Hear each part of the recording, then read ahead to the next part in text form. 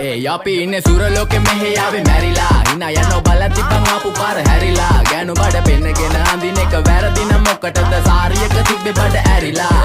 ඩෝංගල පතු වෙන්න ඕන් දැම්ම මාළුවන්ට පාන් දැම්ම වගේ ඇවිත් හාල යන්න එන්නේ පහල යන්න ඇවිත් කට වාල යන්න අපි ගැව්වේ මොරන් නිසා පදිරි වෙන්නේ නෑනේ ඔය සාලයන්ට